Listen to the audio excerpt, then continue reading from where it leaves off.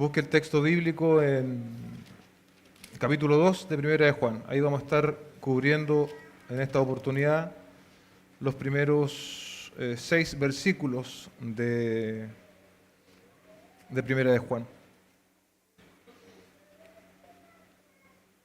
El nombre de esta enseñanza es En Jesucristo, nuestro perdón, propiciación y purificación. El domingo durante el culto tú cantas las palabras de los himnos y los salmos. En compañía de los hermanos de tu iglesia recitas las palabras del credo apostólico, pero durante la semana caes en pecado. ¿Cómo sabes entonces que eres cristiano? En tus momentos de mayor debilidad, la duda y la incertidumbre entran en tu mente y te preguntas si realmente eres miembro de la familia de los creyentes. Cuando has pecado, oyes la voz de Satanás acusándote ante Dios y diciéndole a él que de ninguna manera puedes ser uno de sus hijos. Además, la comunidad cristiana se entristece por tu pecado y el mundo cuestiona tu sincera cristianidad. A causa de tu pecado, aunque oigas las palabras del himno En Cristo, el Rey de Paz, las mismas carecen de significado para ti. Te falta la certidumbre de la salvación. A los cristianos a quienes les falta certeza, Juan les escribe el siguiente mensaje de consuelo y confianza. Si alguno peca, tenemos a uno que habla ante el Padre en nuestra defensa, Jesucristo el justo. Jesús es su ayudador. Él murió por los pecadores y los representa como abogado defensor ante el estrado judicial de Dios. Y en base a su muerte, Él reclama un veredicto de inocencia. Jesús ha cumplido las demandas de Dios, ha derrotado a Satanás y ha silenciado sus acusaciones. Cuando los creyentes vienen a Él en oración y piden perdón, Jesús les ofrece una salvación gratuita y plena. ¿Cómo sé que soy cristiano? Cuando acepto el testimonio de Jesús, de que Él ha muerto por mí y me ha limpiado de todos mis pecados, entonces conozco a aquel en quien he creído. Y entonces, movido por el agradecimiento, estoy listo y dispuesto a obedecer los mandamientos de Dios y hacer su voluntad. Leamos nuestro texto bíblico. Dice: hijitos míos, les escribo estas cosas para que no pequen. Y si alguno peca, tenemos abogado para con el Padre, a Jesucristo el justo. Él mismo es la propiciación de nuestros pecados, y no solo por los nuestros, sino también por los del mundo entero. Y en esto sabemos que le hemos llegado a conocer, si guardamos sus mandamientos. El que dice, yo le he llegado a conocer y no guarda sus mandamientos, es un mentiroso y la verdad no está en él. Pero el que guarda su palabra, en él verdaderamente se ha perfeccionado el amor de Dios. En esto sabemos que estamos en él. El que dice que permanece en él, debe andar como él anduvo. Cierre sus ojos y oremos juntos al Señor. Padre, hemos dado lectura a tu palabra, hemos dado una introducción reflexiva. Te pedimos que tú nos ayudes, Señor. Que nuestra mente pueda estar lo suficientemente tranquila, Señor, para recibir este mensaje y que por sobre todo nuestro espíritu, Señor, esté llano, Señor, y receptivo al poder escucharlo, Señor. Te pedimos que tú bendigas el corazón de cada uno de los que están aquí oyendo este mensaje, así también aquellos que nos acompañan por la transmisión, Señor. Te lo pedimos en el nombre de Jesús, nuestro Señor. Amén y amén. El primer punto de nuestra predicación esta mañana se concentra en los 2 primeros versículos y se denomina Jesús nuestro abogado, nuestra propiciación. Juan comienza diciendo, o más bien escribiendo a sus destinatarios, hijitos míos, les escribo estas cosas para que no pequen. Notamos aquí, iglesia, una expresión afectuosa, ¿sí? Él le llama hijitos. Otras traducciones también ocupan la palabra amigos, lo que nos recuerda que la autoridad apostólica no está divorciada del afecto, amén, en este caso del apóstol. Y eso también nos deja una enseñanza a nosotros. Muchas veces queremos ser muy rigurosos, queremos ser casi como si esto fuese un ejército, pero el apóstol aquí está mostrando esa cercanía que es necesaria también en el cuerpo de Cristo y en nuestras relaciones. Otra particularidad al inicio es que el apóstol escribe en singular por primera vez. Vimos la semana pasada y la antepasada de que él ocupaba mucho el plural con distintos matices. Ahora él habla de manera personal, dice, les escribo estas cosas, ¿no? ¿Y cuál es la intención de este escrito inspirado respecto de sus destinatarios? Es decir, ¿qué estaba esperando el apóstol Juan de ellos al escribir. Es muy claro, dice que no pequen. ¿Se da cuenta? Que no pequen. De las diversas formas que existen de pecar, ¿no? Por acción, por omisión, por pensamiento. Y como ya lo vimos la semana anterior, negar la existencia del pecado, todas esas son formas de manifestación de pecado. Juan les está diciendo aquí, en el mismo contexto que veíamos la semana anterior, no pequen. Leemos, por ejemplo, 1 Juan 1:8, dice, si decimos que no tenemos pecado, nos engañamos a nosotros mismos y la verdad no está en nosotros. Si este versículo nosotros lo arrancamos del contexto, leámoslo de nuevo, si decimos que no tenemos pecado, nos engañamos a nosotros mismos y la verdad no está en nosotros. Arrancado del contexto del cual estamos enseñando, esto podría ser utilizado para avalar la práctica del pecado. Mira, la Biblia dice, si decimos que no tenemos pecado, nos engañamos a nosotros mismos. Bueno, tenemos pecado, no tenemos otra que obedecer al pecado o que practicar el pecado, pero eso sería utilizarlo ajeno a lo que el autor original quiso decir. ¿Ha oído esa frase usted alguna vez, no? Es que somos seres humanos, sobre todo cuando fallamos o cuando pecamos, somos seres humanos. Y es verdad, somos seres humanos. Pero si tú has venido a la fe, si tú estás en Cristo, eres un ser humano, no solo redimido, sino habitado por el Espíritu Santo. Amén. Y vas a caer, vas a pecar eventualmente. Pero la práctica del pecado no puede ser costumbre en ti.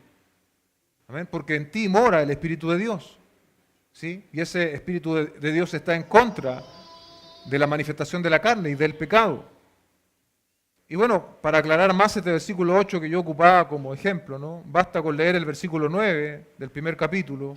Si confesamos nuestros pecados, Él es fiel y justo para perdonarnos los pecados y para limpiarnos de toda maldad. Nunca vamos a encontrar, ni en esta epístola, ni en ningún sitio de la Biblia, un pasaje que nos estimule a pecar, que nos diga que el pecado es algo aceptable. Como hemos dicho desde el comienzo, Dios es luz, Él es santo, y espera también de cada uno de nosotros, sus hijos, que hagamos reflejo de esa santidad.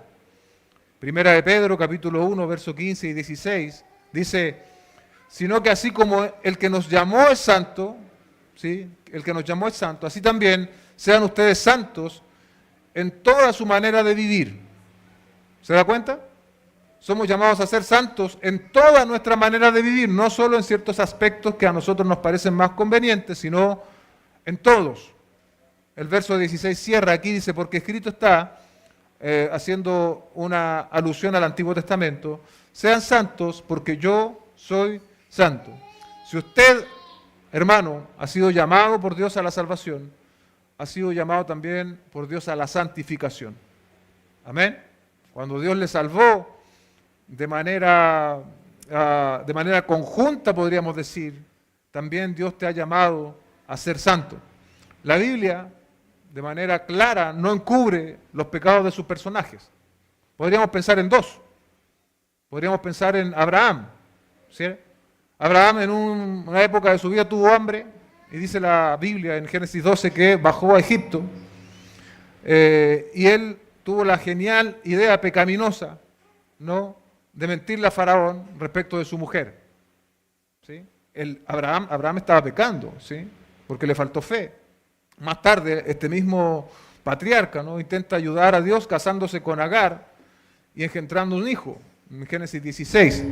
En ambos casos Dios perdonó el pecado de Abraham, pero Abraham tuvo que cosechar lo que había sembrado, ¿okay?, las consecuencias de su pecado. Dios puede borrar el registro, y lo hará, pero Él no cambiará los resultados. Dice Warren Wiersbe, nadie puede reconstruir un huevo una vez que ya se ha batido. ¿Sí? Otra forma de explicarlo que utilizamos frecuentemente es, si tú ya lanzaste la piedra contra el vitral se va a quebrar. Así es el pecado. ¿Sí? Las consecuencias de él nos alcanzarán. Dios nos perdona, pero las consecuencias del pecado nos van a alcanzar. ¿Qué decir, por ejemplo, de un personaje del Nuevo Testamento como el apóstol Pedro, quien negó al Señor 3 veces, trató de matar a un hombre en el huerto cuando Jesús fue arrestado? El Señor en un momento le dijo, apártate de mí, Satanás, ¿lo recuerda? ¿Pero qué pasó? Cristo perdonó a Pedro. pero sin lugar a dudas también el testimonio de Pedro fue afectado a través de su obrar, ¿no? Pero vemos también en la propia historia bíblica cómo Pedro maduró, creció y fue un gran instrumento en las manos de Dios. Así como estos hombres, hay muchos más en la Biblia, se nos relata que pecaron, ¿no? Así también nosotros caemos y pecamos. Pero la Biblia nos ofrece esperanza, iglesia.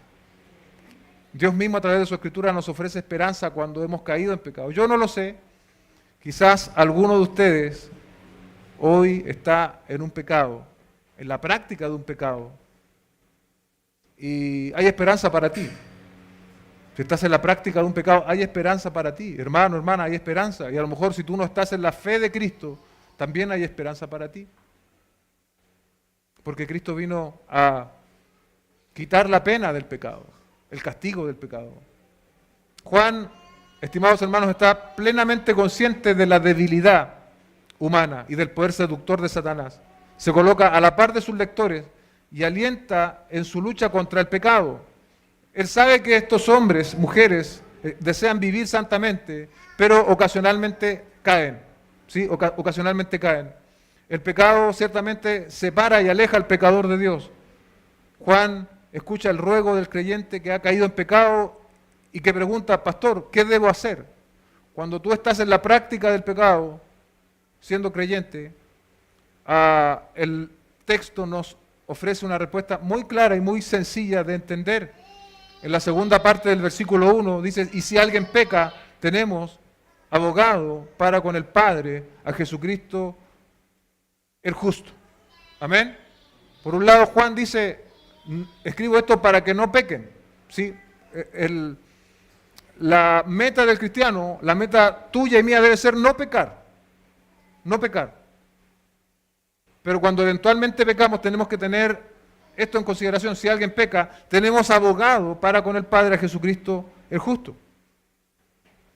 La palabra abogado aquí es una palabra que en griego se dice paracletos.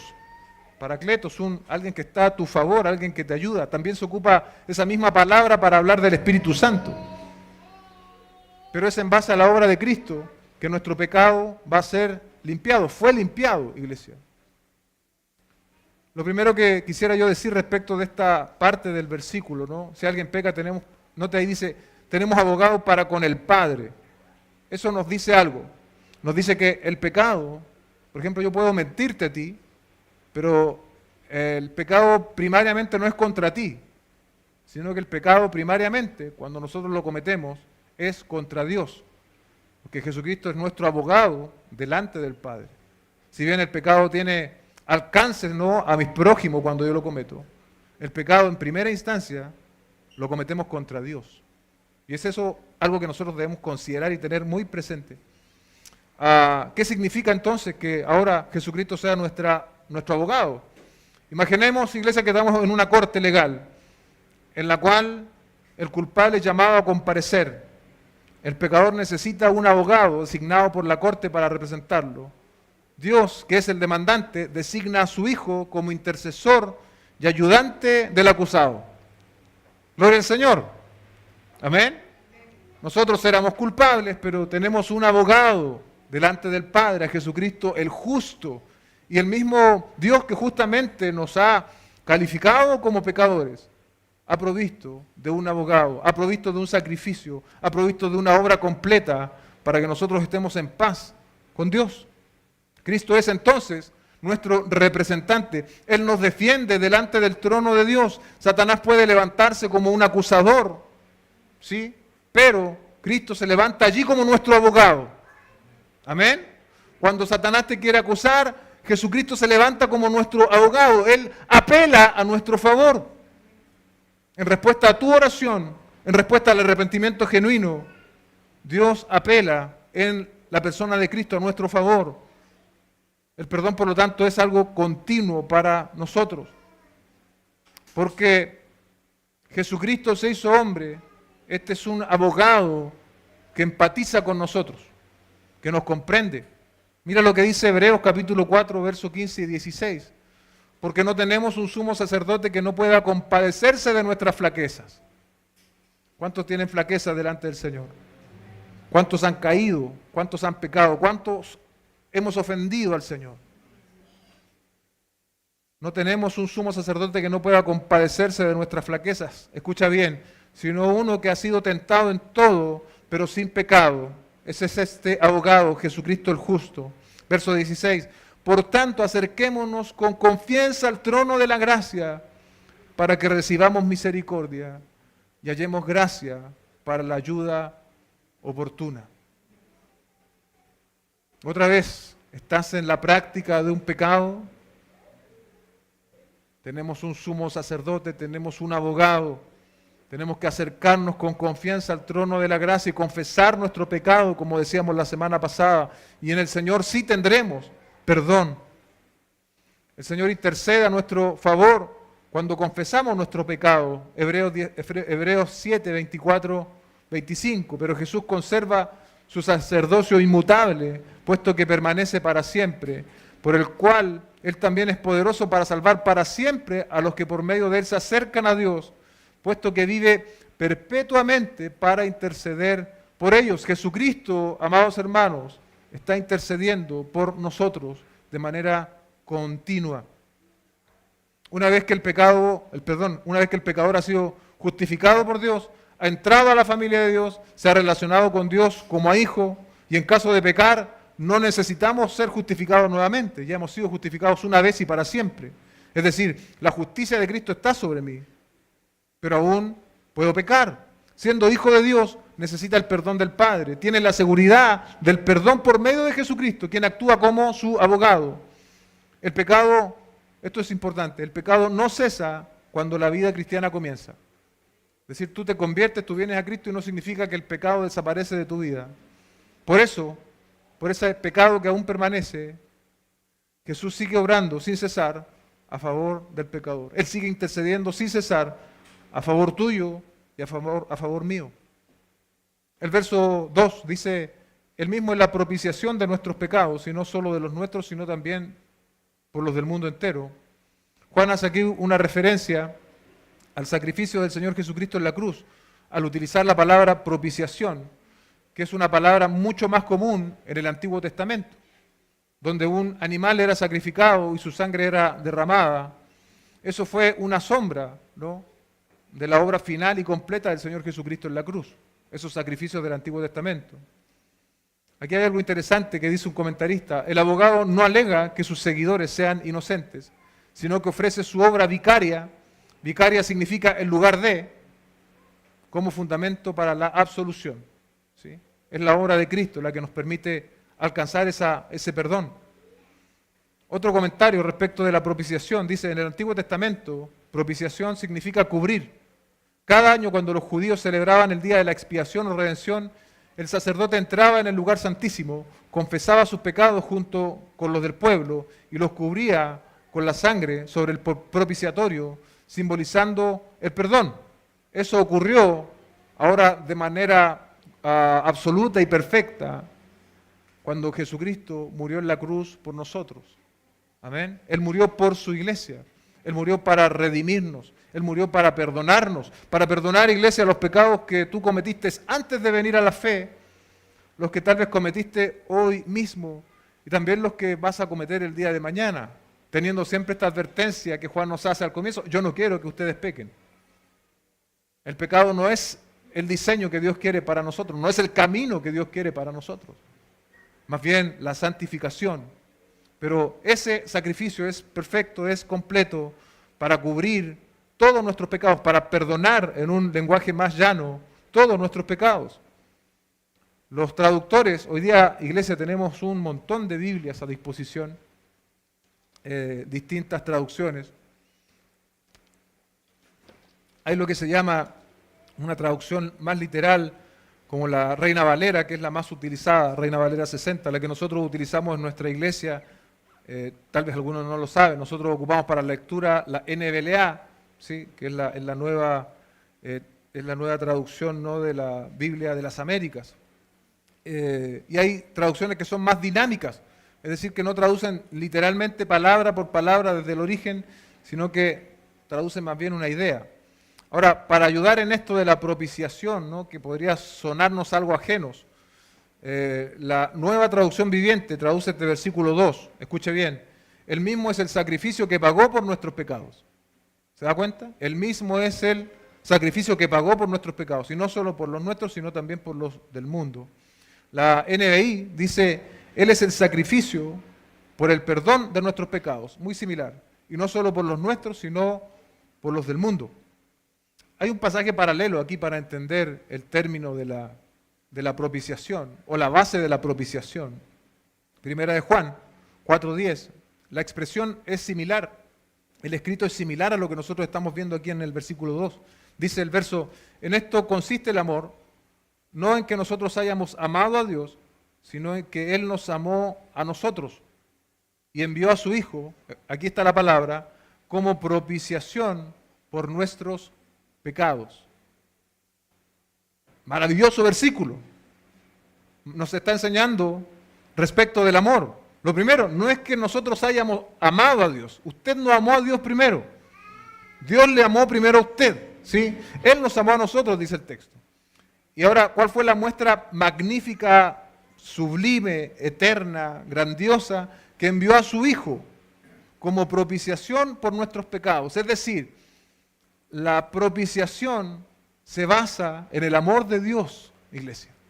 En el amor de Dios. Dios te amó tanto, Dios nos amó tanto a nosotros, a su iglesia, que envió a su Hijo Jesucristo para propiciar, para perdonar nuestros pecados. Debemos entonces notar que el amor de Dios hizo que entregara a su Hijo como sacrificio por la expiación de nuestros pecados. Dios inició, dice una autora, Dios inició su amor por un mundo pecador al dar a su Hijo para cubrir el pecado y quitar la culpa. Este don tuvo como resultado la muerte de Jesús en la cruz. Jesús llegó a ser sacrificio aceptable para efectuar la reparación y redimir al hombre de la maldición que Dios había pronunciado sobre él mismo. Hay un sinnúmero de efectos, ¿no?, de la obra de Cristo en la cruz, pero tal vez uno de los más vistosos lo encontramos en Romanos 5:1. Dice, por tanto, habiendo sido justificados por la fe, tenemos paz para con Dios por medio de nuestro Señor Jesucristo. Por medio de nuestro Señor Jesucristo. Es la obra de Cristo la que nos permite estar en comunión con Dios, amados hermanos. Es su sacrificio. Ese sacrificio propiciatorio es el que quita el pecado, es el que quita la culpa. ¿Y sabe qué demanda? ¿Qué demanda de parte del hombre? Confesión de pecado. Entonces, va a haber intercesión ante Dios a favor del pecador. Jesús pagó ese precio. Dice el texto, por nuestros pecados.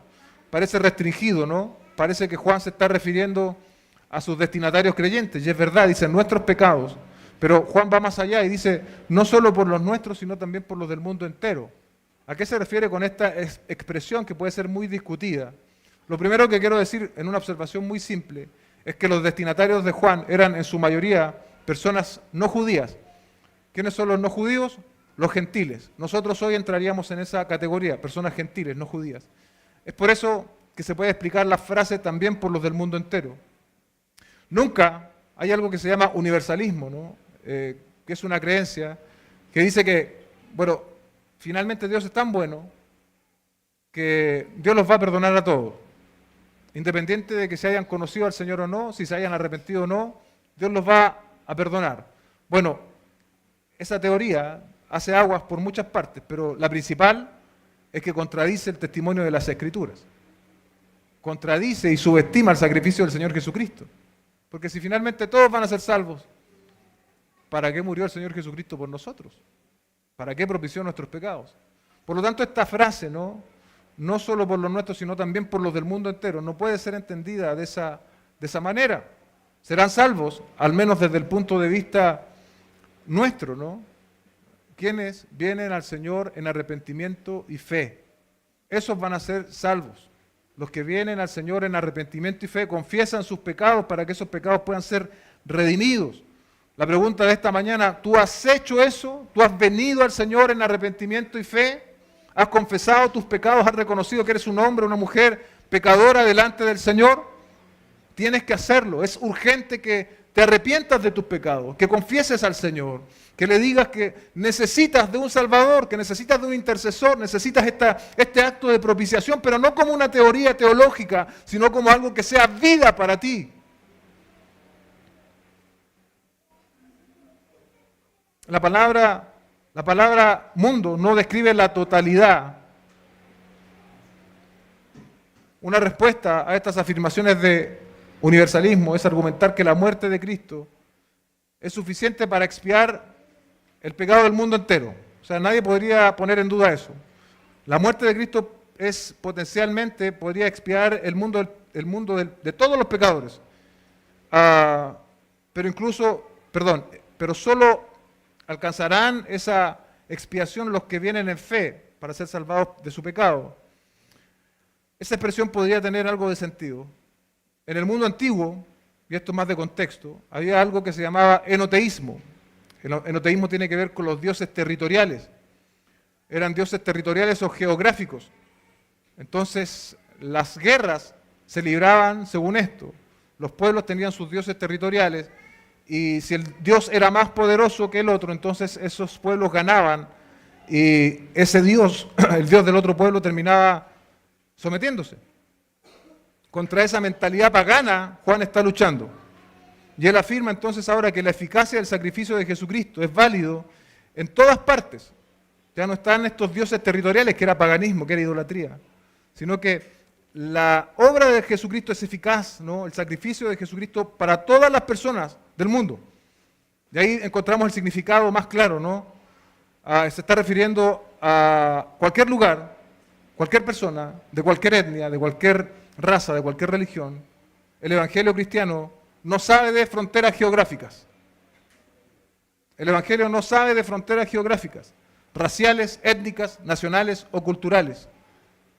La expiación de Cristo es eficaz en ese sentido para todo el mundo. Pero ¿quiénes van a alcanzar el efecto de esa expiación? Quienes vienen al Señor en arrepentimiento y fe. No existe otra forma de expiación posible para otras personas, culturas o religiones, si no es Jesucristo. Podríamos decir en nuestro contexto no hay una creencia religiosa basada en determinada secta que te pueda garantizar la salvación. Es solo a través de la obra del Señor Jesucristo. El mormonismo, los testigos de Jehová, los musulmanes, no creen en esto que estamos hablando esta mañana. De ahí la necesidad, ¿no?, de que nosotros sepamos a lo que nos estamos refiriendo cuando hablamos de la expiación de Cristo. Tenemos entonces, iglesia, el perdón de nuestros pecados pasados, presentes y futuros. Cristo es nuestro abogado.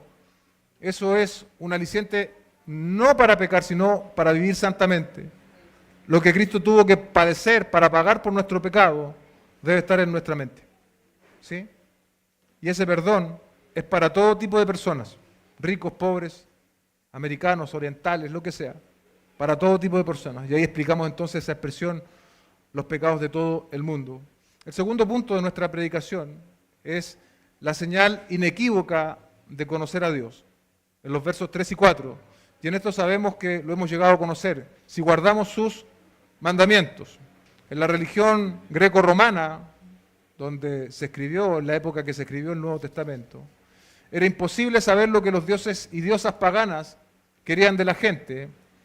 Y entonces ellos se relacionaban mayormente con sus dioses para calmar a sus dioses, con el objetivo de evitar circunstancias desagradables de parte de los dioses. No había en ese contexto pagano una relación o un conocimiento personal de las deidades. Lo único que podían hacer los hombres era aplacar, ¿no?, a los dioses, evitando su descontento. Y ese contraste es interesante a lo que Juan escribe, ¿no? Y dice, y en esto sabemos que lo hemos llegado a conocer. La fe cristiana nos hace una invitación, tiene una característica, y es que nosotros llegamos a conocer a Dios. No es un Dios lejano, no es un Dios distante, es un Dios cercano al cual nosotros tenemos que conocer. Los falsos maestros de la época de Juan decían conocer a Dios, también lo afirmaban, pero no tenían esta señal inequívoca. ¿Que cuál es esa señal? No guardaban los mandamientos. Ahora, ¿qué es guardar los mandamientos? ¿Y cuáles son los mandamientos? El Señor conoce el conocer al Señor implica de manera natural el haber nacido de nuevo. O sea, el que conoce a Dios tuvo que haber nacido de nuevo. Y ese que ha nacido de nuevo va a guardar sus mandamientos. Un comentarista respecto de cuáles son estos mandamientos dice lo siguiente: no son un conjunto particular de instrucciones sobre comportamiento, sino una aceptación de que debe ser traído a una relación con Dios, y mantenerse en ella es reconocer y responder a todo lo que Dios exige, simplemente porque es lo que Dios exige.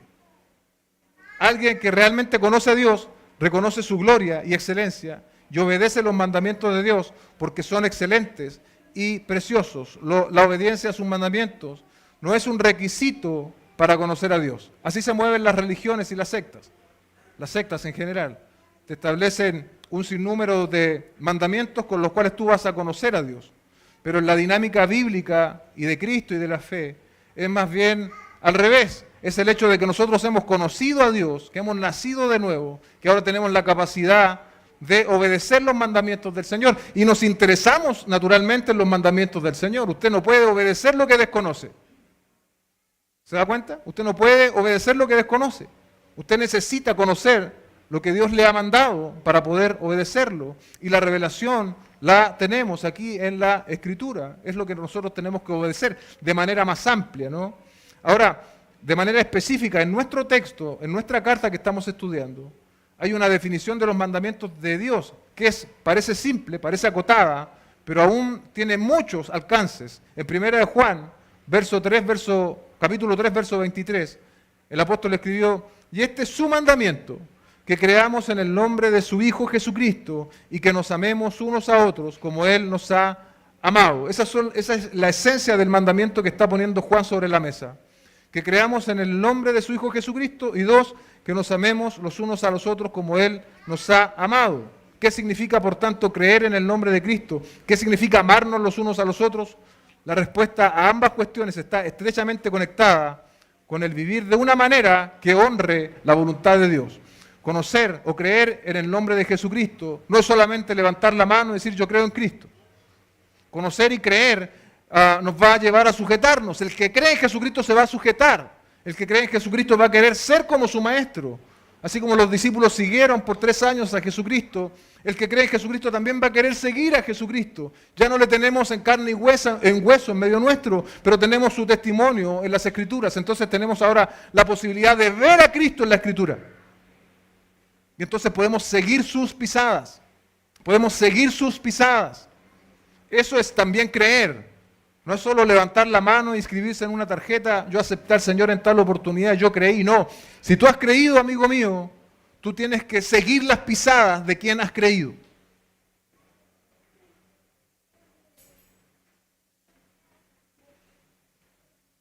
De manera más amplia, lo hemos dicho, no obedecer es guardar, es obedecer lo que Dios ha ordenado en su palabra. Un ejemplo, ¿no? Nosotros, el mentir, todos saben aquí que mentir es pecado, ¿sí? ¿Lo sabe o no? Sin embargo, hay ciertas mentiras que tratamos como si no fuesen mentiras.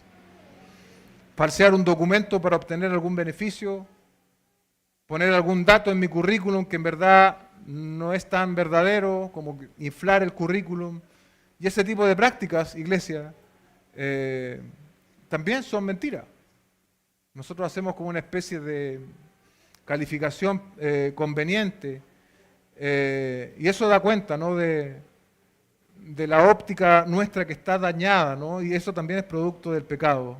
Guardar los mandamientos del Señor antes era imposible, porque vivíamos en la carne y para la carne. Vivíamos para satisfacer nuestros deseos pecaminosos. Estábamos, como dice Pablo a los Efesios, muertos en nuestros delitos y pecados. ¿Qué expresión más fuerte? No estar muertos en los delitos y pecados, pero es absolutamente ajustada a la verdad.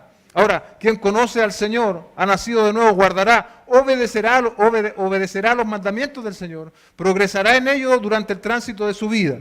La pregunta de aplicación para todos los que estamos aquí en esta mañana y que somos y nos consideramos hijos e hijas del Señor: ¿en qué te has propuesto avanzar este año 2025?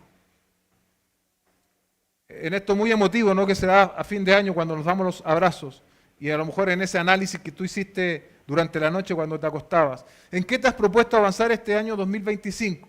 ¿Qué metas te has trazado?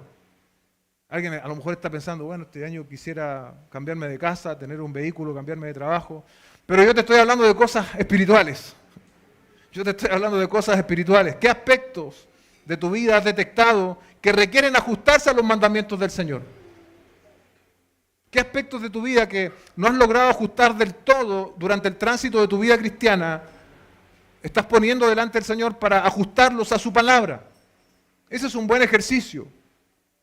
Ese es un buen ejercicio. Si retrocedemos un poco hacia el año pasado, cuando inició el 2024, cuando el 2024 terminó, ¿cuánto progresaste a la imagen del Hijo de Dios? ¿Cuánto más de Cristo hay en ti ahora, una vez que has terminado un año?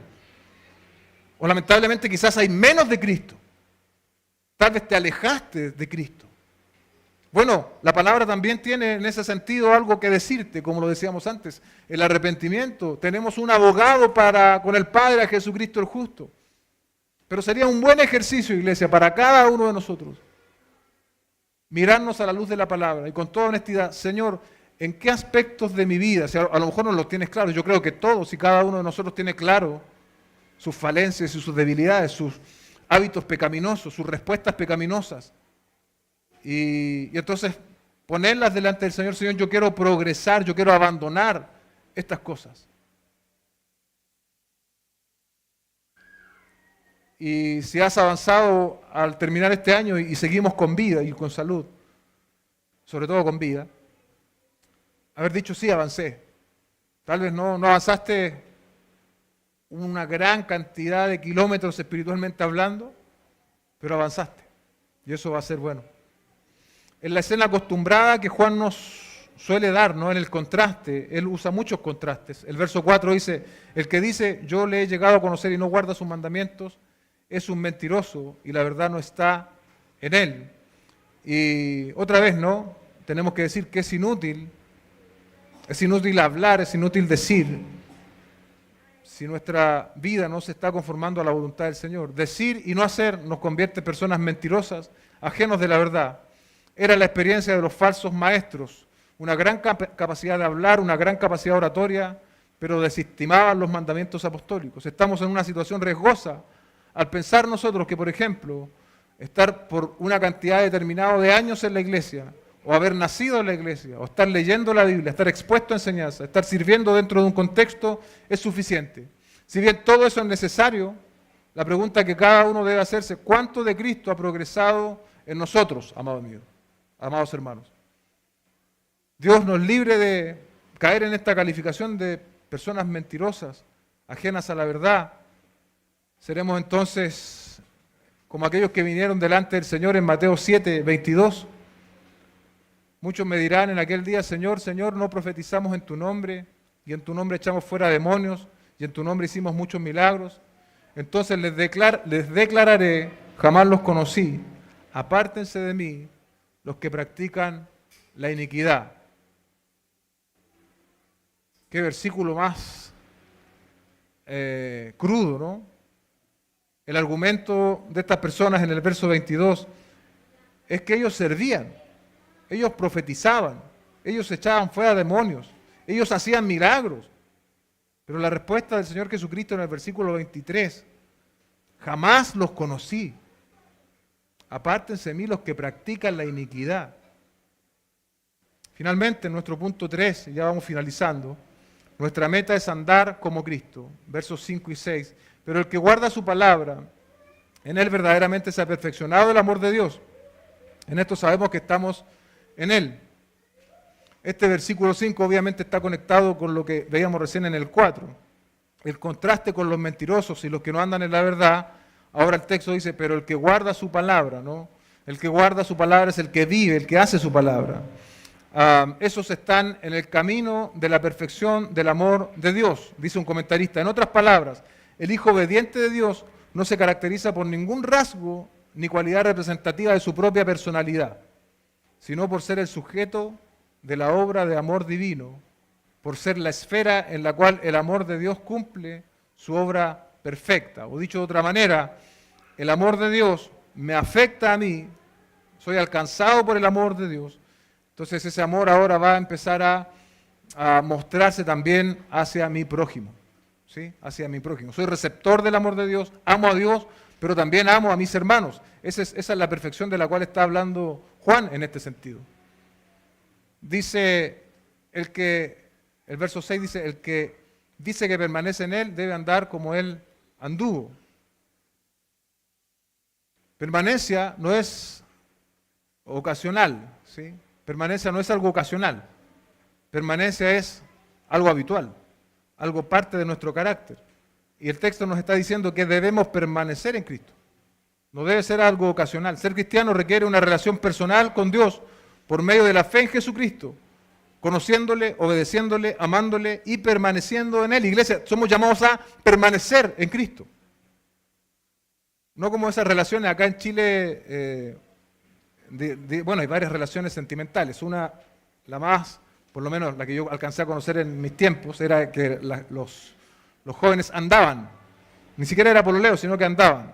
Ya cuando era un poco más serio, era pololeo. Yo entiendo que en otros países directamente noviazgo, ¿no? En otras realidades. Acá no, como que está esa subcalificación, ¿eh? Pero el andar es una cuestión así de muy bajo compromiso. Y nosotros no somos llamados a andar con Cristo, ¿sí? Nosotros somos llamados a un compromiso férreo con el Señor Jesucristo. Debemos permanecer en Él. Debemos invertirnos en Él. Debemos obedecerle, como decíamos recién. Debemos amar a Cristo, pero de forma habitual, no accidental. En el Evangelio de Juan, la permanencia mutua entre el creyente y Cristo se representa bellamente con esa analogía de la vid y los sarmientos. La recuerda en Juan capítulo 15. Ahora, en las cartas, esta permanencia se refiere a la presencia del Espíritu Santo en el creyente y como consecuencia de esa presencia permanente del Espíritu Santo en el creyente, ahora el Evangelio, ¿no?, es parte de nuestra vida y también se expresa en su comportamiento hacia los demás. Primero hacia Dios en amor y hacia los demás en amor. También se menciona la posibilidad de no permanecer en Él. De hecho, la preocupación pastoral de Juan es que sus lectores permanezcan, bien digo, en Dios. Y esa parece ser una de las mayores motivaciones de su carta. Tenemos entonces, iglesia, que permanecer, andar en Cristo. No sé en qué puede pensar usted cuando nos planteamos esta pregunta. ¿Cómo anduvo Cristo? Bueno, el Señor Jesucristo, entre muchas otras cosas que podríamos mencionar, anduvo predicando y viviendo en la verdad, viviendo de manera perfecta, cumpliendo cabalmente la ley de Dios y sometiéndose a ella, cosa que los falsos maestros de la época estaban lejos de hacer. Además, el Señor anduvo haciendo el bien. Yo pensaba, el Señor anduvo alimentando multitudes, sanando enfermos, liberando endemoniados, anduvo con pecadores, pero no para aplaudir su pecado, sino para llamarlos al arrepentimiento. Aquí un consejo, entre paréntesis. Si Dios te ha sacado de alguna realidad de pecado, no vuelvas a esos contextos de pecado. Si Dios te ha sacado de una realidad de pecado, no vuelvas a esos contextos de pecado. Voy a poner un ejemplo pero ¿qué ejemplo doy que no dé siempre? Bueno, si alguien es ludópata, usted sabe lo que es ludópata, ¿no? Esas personas con vicio por los juegos de azar.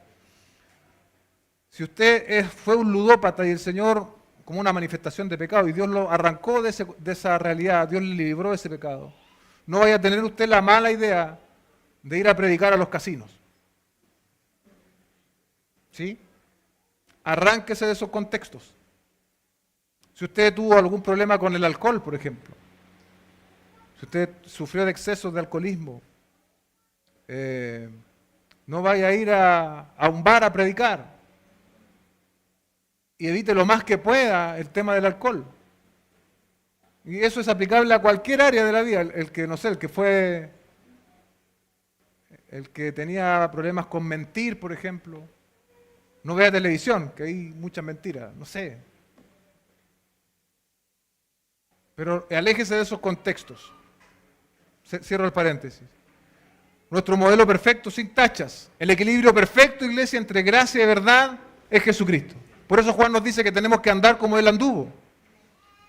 ¿Dónde se nos revela cómo anduvo el Señor? En su palabra. Necesitamos de esta revelación Y otra vez decimos esto, aprovechamos el inicio de año, ¿no? Para preguntarnos, o yo para preguntarte, ¿estás leyendo tu Biblia a diario? A algunos les resulta útil un calendario para leer la Biblia organizadamente, úselo, comience a leer, pero tenga en cuenta que cuando usted está leyendo la Escritura, su propósito es conocer más al Señor, para que el carácter de Cristo vaya moldeándose también en usted. Debemos andar como lo hizo Jesús. Así como Jesús vivió mientras estuvo en la tierra, del mismo modo nosotros debemos imitarle. Podemos hacer esto solamente poniendo nuestras vidas en armonía con su revelación escrita. ¿Sí? La palabra andar domina el Nuevo Testamento, aparece en muchas partes. Y aquí tenemos que recordar algo que hablábamos esta mañana. La salvación, el venir a la fe, no es el fin de la vida cristiana, sino que es el principio. ¿Sí? Entonces tenemos que andar delante del Señor, implica progreso y supone que cada creyente debe avanzar en su vida espiritual. Que este año 2025, iglesia, podamos avanzar de manera individual en nuestra vida espiritual y también de manera corporativa como iglesia local, podamos avanzar. Puede haber más de Cristo en nuestras vidas, de la manera que un niño aprende a caminar y debe vencer muchas dificultades al hacerlo, ¿no? Los que somos padres hemos visto y la emoción que nos evoca eso.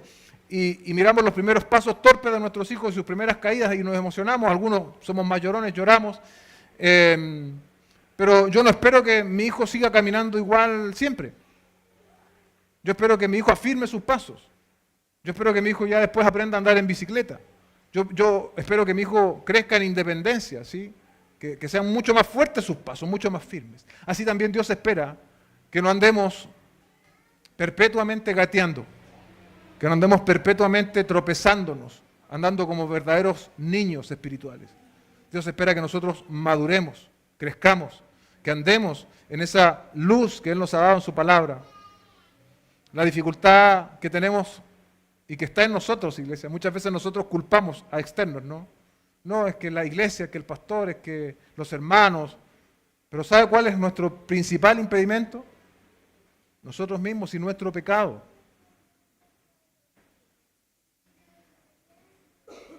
Todos los días los cristianos deben decidir vivir con fe en Cristo.